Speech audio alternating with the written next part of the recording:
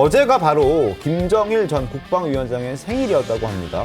북한은 좀 떠들썩했을 것 같은데요. 실제 어땠습니까? 생각 외로 북한은 조용하게 조용했습니까?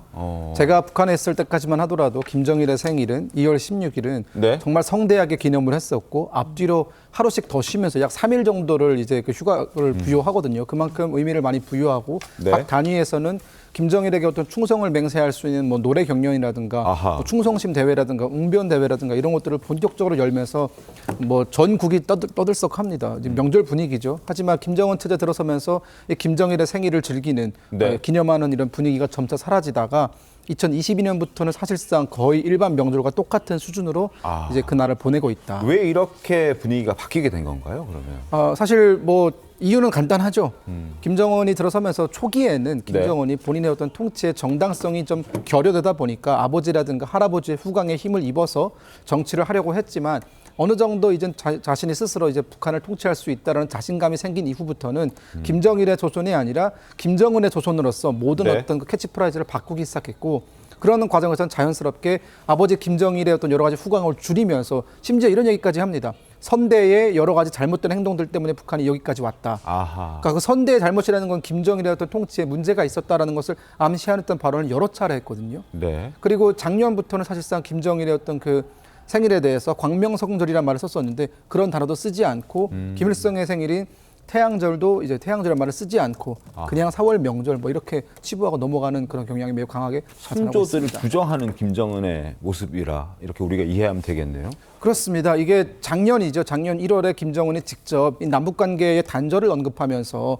과거의 선대들이 남북관계에 지나치게 집착하면서 잘못된 방향으로 이끌었다라고 공개적으로 얘기를 했거든요. 그래서 앞으로 본인이 이끌어 나가는 그런 어떤 조선에서는 이런 북한에서는 그 남북관계, 즉 남한과 북한 사이는 완전히 단절된 두 개의 국가로 간다라고 얘기를 했는데 이걸 천명하기 위해서는 그동안 뭐 김일성이나 김정일이 추진했던 통일 정책과 완전히 결별을 해야 되기 때문에 네. 이거에 대한 비판을 좀 한 것이죠.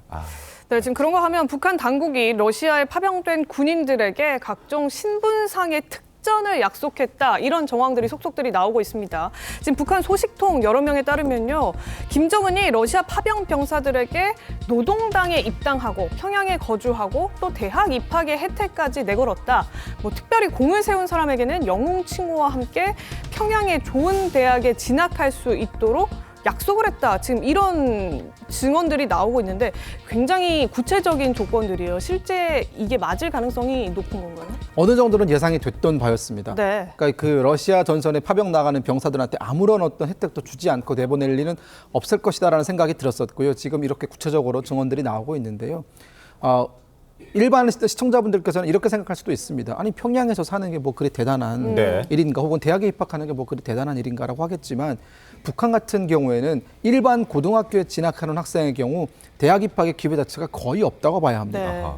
네, 그리고 군대를 이제 한 10년 정도 군대를 가잖아요. 이 군대를 가게 되면 어차피 뭐 신분 상승의 어떤 다른 기회가 전혀 없습니다. 그냥 군대를 마치고 본인이 살고 있던 고향으로 돌아가서 죽을 때까지 그 고향을 벗어날 수 없거든요. 하지만 그런 사람들에게 평양에 갈 수 있는 기회, 그리고 그들한테는 이미 멀어졌던 대학 입학의 기회라든가 이런 것들이 차려지게 된다면 그것은 또 다른 신분 상승을 할 수 있는 정말 몇 안 되는 극소수의 기회이기 때문에 여기에 목숨을 걸 이유가 충분히 있다라고 저는 봅니다. 사실 저희가 봤을 때는 사지에 내몰리는 파병 그러니까요. 입장에서 살아 돌아올지도 모르는 상황인데. 그러니까요. 근데 평양 살고 대학 보내주고 이런 게 어떤 의미가 있을까 싶긴 한데 실제 이제 큰 혜택이라는 취지의 말씀이신 거죠. 그런데 지금 저희가 찾아보니까 북한 속담에 이런 얘기가 있다고 하더라고요. 어떤 속담인가요? 병아리도 평양에 가고 싶어서 피양 하고 온다. 피양, 그러니까 평양, 피양 이런 뜻인 것 같은데 그만큼 이제 평양에 거주한다는 것이 말씀 주신 것처럼 꽤 큰 의미가 있다고 봐야 되는 거겠죠. 일단 기본적으로 이 말씀을 드리고 싶은 게요. 지금 이 방송을 시청하고 계시는 시청자분들께서 아셔야 되는 것이 북한은 그만큼 비상식적인 나라입니다. 네. 비상식적이다. 네, 그만큼 비상식적인 나라라는 걸 감안하고 말씀을 드린다면 일단 평양 인구가 한 230만 명 정도 됩니다. 네. 그리고 평양은 이 인구를 관리하기 위해서 필요 없는 인원들을 또 평양 밖으로 내보내기도 하거든요. 아주 자그마한 전과가 있어도 평양 밖으로 내보냅니다. 네. 그 말은 평양은 정말 순수하게 김씨 정권에게 충성할 수 있는 사람들을 꽉 채운다는 의미고 또 다른 표현으로 한다면은 그렇기 때문에 이들한테는 신분 상승에 수많은 기회가 주어지는 것이죠. 오직 이들한테만 기회가 있는 겁니다. 네. 즉 다른 사람 즉 지방 사람들 같은 경우에는 죽어서 한 번도 평양에 가보지 못하는 사람들도 많습니다. 즉 살아생전에 한번 평양에 가보는 것이 소원이다라고 말씀을 하시는 분들도 꽤 있었거든요. 그러니까 그분들 입장에서는 특히나 지금 전선에 나가 있는 대부분의 병사들은 다 북한에서는 북한 계층에서는 이 하층민의 자녀들이 많이 나갔을 텐데 그들 입장에서는 만약 공을 세우고 돌아온다면 북한의 뭐 상위 대학에 들어갈 수 있고 평양에 살 수 있다면 그것으로서 본인은 이제 개천에서 용나는 케이스라고 여기게 되는 것이죠.